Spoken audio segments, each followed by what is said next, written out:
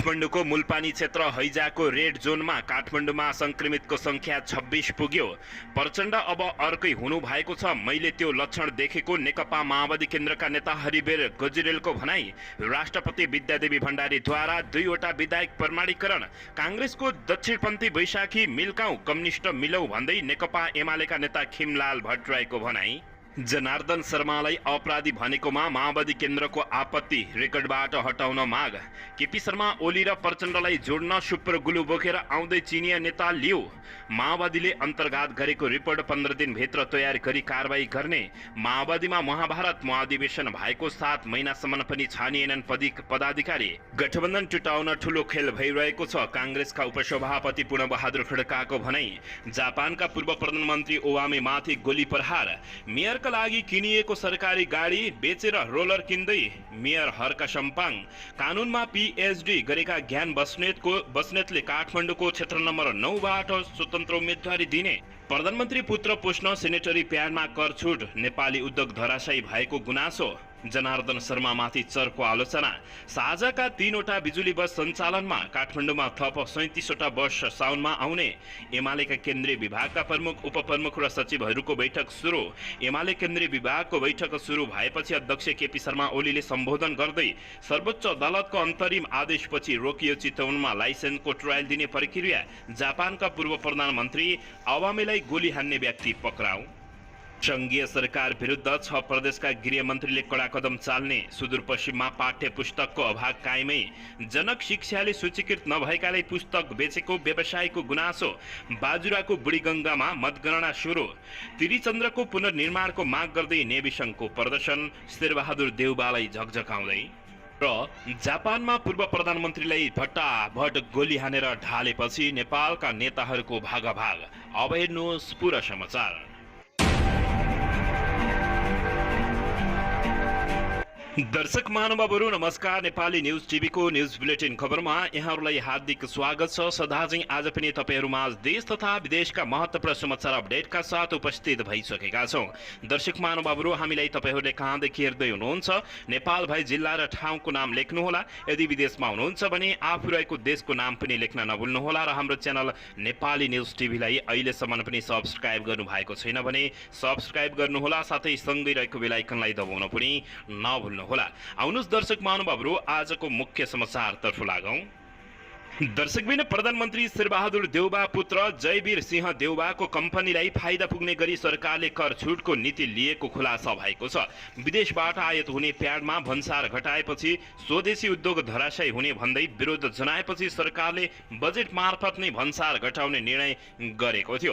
अर्थमन्त्री जनार्दन शर्माले ल्याएको बजेटमा प्रधानमन्त्री पुत्रलाई फाइदा पुग्ने गरी स्यानिटरी प्याड भन्सार घटाउने निर्णय गरेका थिए। प्रधानमन्त्री पुत्र जयवीरले ब्लुप्रिन्ट ट्रेडिङ मार्फत सेनेटरी प्याडको आयात गरिसकेका छन्। सुरुमा यो कम्पनीमा उनको 100% शेयर रहेको थियो, पछि चितवनका हेमन्त बजगाईले 30% शेयर खरिद गरेको देखिएको छ। प्रधानमन्त्री शेरबहादुर देउबाको छोरालाई फाइदा पुग्ने गरी तत्काल अर्थमन्त्री जनार्दन शर्मा, प्रधानमन्त्री कार्यालयका राज्य मन्त्री उमेश श्रेष्ठ, उद्योगी विनोद चौधरीको पहलमा बजेटमै भन्सार सहुलियतको निर्णय भएको जानकारी प्राप्त भएको छ। पछिल्लो समय जयवीरको ठूला व्यापारी घटनासँग बाक्लो उठबस रहेको समेत जानकारी प्राप्त भएको हो। बजेट आएकै भोलिपल्ट जयवीर सहित शर्मा र चौधरीले ललितपुर स्थित श्रेष्ठको घरमा रात्रि भोज समेत गरेको जानकारी प्राप्त भएको छ। उनको कम्पनीले 40 कन्टेनर प्याड चीनबाट अर्डर गरिसकेको छ। पछिल्लो समय जयवीरको चिनिया कम्पनीसँग समेत सुमधुर सम्बन्ध रहेको जानकारी प्राप्त भएको छ। जयवीरको कम्पनीले ल्याएको प्याडको संख्या कुल मागेको 40% हो। नेपालमा 6 अर्ब भन्दा बढी लगानी यो क्षेत्रमा रहेको छ भने 6000 भन्दा बढीले रोजगारी पाएका छन्। नेपालमा माग भन्दा बढी उत्पादन रहेको नेपालको सेनेटरी प्याड उत्पादन संघले जानकारी दिएको छ। सेनेटरी प्याडबाट जयवीरले अरबौं रकम कमाउने सम्भावना रहेको छ। नेपाली उद्योगलाई धराशायी बनाउने गरी आयातमा 90% भन्सार छुटको व्यवस्था गरेपछि अर्थमन्त्री जनार्दन शर्मा त्यतिबेलै चर्को आलोचना भएको थियो। तर प्रधानमन्त्री देउबा र उनकी पत्नीको अगाडि अर्थमन्त्री जनार्दन शर्मा रहेका नस्तमस्तक बनेर उक्त निर्णय गरेको समेत जानकारी प्राप्त भएको छ। दर्शकबिन यसैबीच यता सुनसरीको धरान उपमहानगरपालिकाका मेयर हर्क सम्पाङले मेयरका लागि भनेर किनिएको सरकारी गाडी बेचेर रोलर किन्ने भएका छन्। बाटोका खाल्डाखुल्डी पूर्ण रोलर किन्ने निर्णय भएको मेयर हर्क साम्पाङले बताएका छन्। मेयरका लागि किनेको सरकारी गाडी बेचेर रोलर किन्ने निर्णय बिहीबारको कार्यपालिकाले बैठकबाट पारित समेत भइसकेको उनले जनाएका छन्। मेयर हर्क साम्पाङले निर्वाचित भएकै बेला आफूले नगरको सरकारी गाडी नचल्ने घोषणा गरेका थिए, जस अनुसार मेयरका लागि भनेर यसअघि किनिएको स्कर्पियो गाडी प्रयोगविहीन रहेको छ। मेयर हर्क साम्पाङ आफ्नै मोटरसाइकलमा कार्यालय आउने जाने गर्छन्। धरान बाहिर जानु परे मात्रै सरकारी गाडी चढ्ने गरेका छन्। मेयरलाई भनेर किनिएको स्कर्पियो गाडी बेचेर धरानको बाटो भरिका खाल्डा टाल्न यो रोलर मेसिन किन्ने विचार रहेको छ मेरो आज उनले बताएका छन्। कार्यपालिकाले ताली बजाएर अनुमोदन समेत गरिदिएको छ। जय धरान मेयर साम्पाङले सामाजिक सञ्जाल फेसबुकमा लेखेका छन्। दर्शकबिन यसैबीच यता जापानका पूर्व प्रधानमन्त्री सिन्जो ओबामेमाथि शुक्रबार बिहान नारा सहरमा गोली प्रहार भएको छ। सभालाई सम्बोधन गर्ने क्रममा उनीमाथि गोली प्रहार भएको थियो। यसै क्रममा उनी अचानक ढलेका थिए। मिडिया रिपोर्टका अनुसार उनलाई पछाडिबाट 2 पटक गोली लागेको हो। उनको अवस्था चिन्ताजनक रहेको छ र उनले कुनै पनि प्रतिक्रिया दिन नसकेको अवस्था रहेको हो। प्रहरीले घटनास्थलबाट 42 वर्षीय आक्रमणकारीलाई पक्राउ गरेको छ। उनको साथबाट बन्दुक बरामद भएको छ भने प्रहरीले आरोपीलाई सोधपुछ गरिरहेको बताइएको छ। जापानी सञ्चार माध्यमका अनुसार गोली लागेपछि सिन्जोलाई हृदयघात पनि भएको थियो, तर यसबारे आधिकारिक धारणा भने नआएको बताइएको छ। प्रत्यक्षदर्शीका अनुसार घटनास्थलमा बन्दुकको आवाज सुनिएको थियो र आवेको शरीरबाट रगत बजेको थियो र उनी ठाउँको ठाउँ ढलेको जानकारी प्राप्त भएको छ।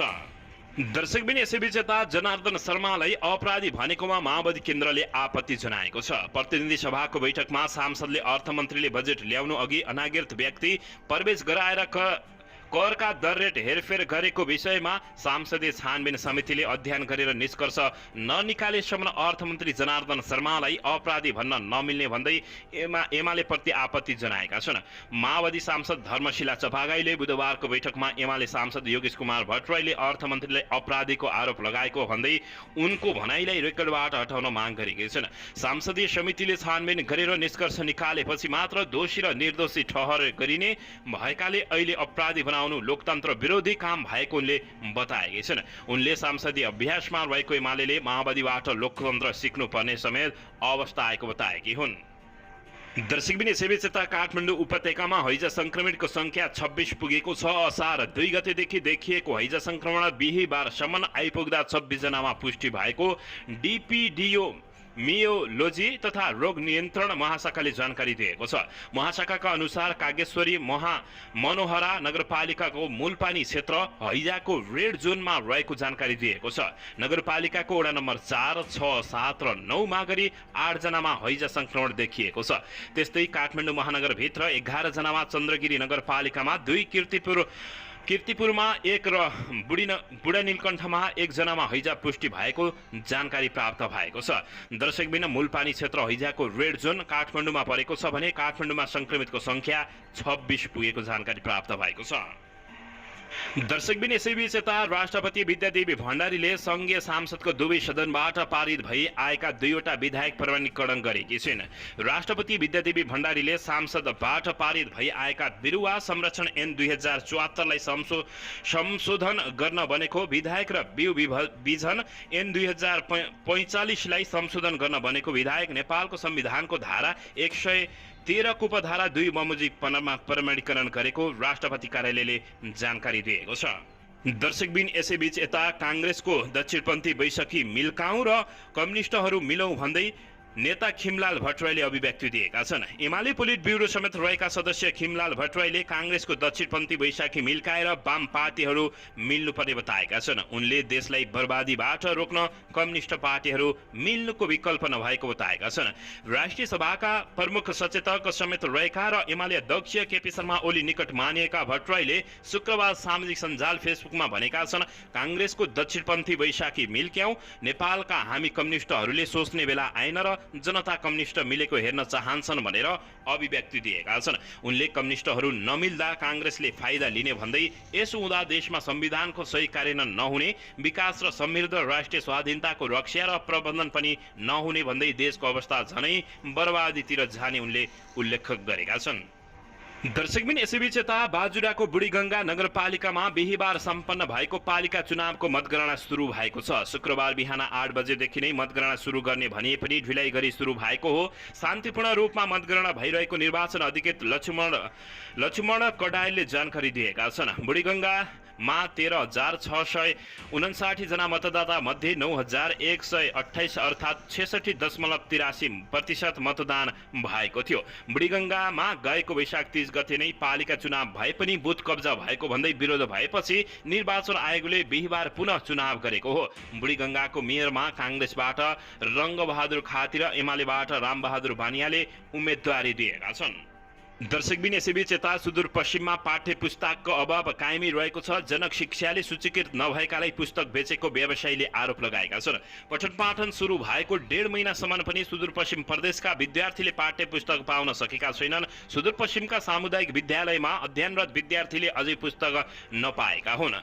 जनक शिक्षा सामग्री केन्द्र लिमिटेडको सुदूरपश्चिम प्रदेश कार्यालय धनगढीका अनुसार प्रदेशमा अझै करिब 2 लाख पाठ्य पुस्तक अभाव रहेको बताइएको छ। कार्यालयका प्रमुख ध्रुवराज पन्तले कक्षा 6 र 8 को पाठ्य पुस्तकको बढी अभाव रहेको बताएका छन्। हालसम्म प्रदेशभरि 20 लाख थान पुस्तक वितरण गरिसकिएको उनले जानकारी दिएका छन्। कतिपय व्यवसायीले आवश्यकता भन्दा बढी पुस्तक लगेकाले पनि अभाव बढी देखिएको उनले दावी गरेका छन्। दर्शकबिन यसैबीच यता संघीय सरकार विरुद्ध 6 प्रदेशका गृहमन्त्रीले कडा कदम चाल्ने बताएका छन्।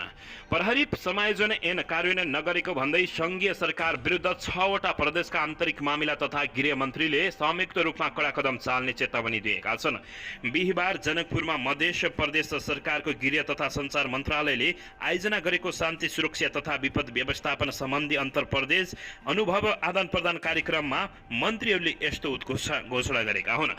संघीय सरकारले प्रहरी समायोजन ऐन कार्यान्वयन गर्न नचाहँदा प्रदेशका जनतालाई शान्ति सुरक्षाको प्रत्याभूति दिलाउन नसकेको मन्त्रीहरूले गुनासो पोखेका छन्। उनीहरूले संयुक्त रूपमा संघीय सरकार विरुद्ध अगाडि बढ्ने समेत चेतावनी दिएका हुन्। दर्शकबिन यसैबीच यता चितवनबाट सवारी चालक अनुमति पत्र लाइसेन्स वितरण सम्बन्धी हाल भइरहेको काम तत्कालका लागि रोकिएका छन्। सर्वोच्च अदालतले यही असार 21 गते लाइसेन्स वितरण सम्बन्धी प्रक्रियाका काम तत्काल कार्यान्वयन नगर्न अन्तरिम आदेश जारी गरेपछि सो सम्बन्धी काम रोकिएका हुन्। न्यायाधीश नकुल सुवेदीको एकल इजलासले जारी गरेको उक्त आदेशमा भनिएको छ, सवारी चालक प्रशिक्षण केन्द्र निर्देशिका 2064 को व्यवस्था अनुकूल समेत देखिन नआएको र सार्वजनिक खरिद ऐन 2063 को दफा 9 र 10 समेतको प्रतिकूल हुने देखिएकाले प्रस्तुत रिट निवेदकको अन्तिम किनारा नलागेसम्म विपक्षी यातायात व्यवस्था सेवा कार्यालयद्वारा यस सम्बन्धमा जारी भएको मितिमा यस्तो बताइएको जानकारी प्राप्त भएको छ। दर्शकबिन यसैबीच यता कानुनमा पीएचडी गरेका ज्ञान बस्नेतले काठमाडौँको क्षेत्र नम्बर 9 बाट स्वतन्त्र उम्मेदवारी दिने घोषणा गरेका छन्। डाक्टर ज्ञान बस्नेतले काठमाडौँ क्षेत्र नम्बर 9 बाट स्वतन्त्र उम्मेदवारी दिने घोषणा गरेका हुन्। बेलायतबाट कानुन विद्याविधि गरेर उनले प्रतिनिधि सभातर्फ स्वतन्त्र उम्मेदवार भन्ने घोषणा गरेका हुन्। बस्नेतले संस्कारको राजनीतिको वकालत र सूत्रपातका लागि आफूले उम्मेदवार बन्ने निर्णय गरेको समेत बताएका छन्। उक्त क्षेत्रबाट अघिल्लो निर्वाचनमा नेकपा एमालेका कृष्ण गोपाल श्रेष्ठ निर्वाचित भएका थिए। उनले नेपाली कांग्रेसका ध्यान गोविन्द रञ्जितलाई पराजित गर्दै विजय बनेका थिए। पछिल्लो समय देशैभर स्वतन्त्र उम्मेदवारी घोषणा गर्नेको लहर नै चलेको छ। यसैबीच हालै स्वतन्त्र उम्मेदवार अभियन्ताहरूले काठमाडौँमा विशेष भेला आयोजना गरेका थिए भने सञ्चारकर्म छाडेर रवि लामिछानेको नेतृत्वमा राष्ट्रिय स्वतन्त्र पार्टी नामको दल निर्वाचन आयोगमा दर्ता भइसकेको छ।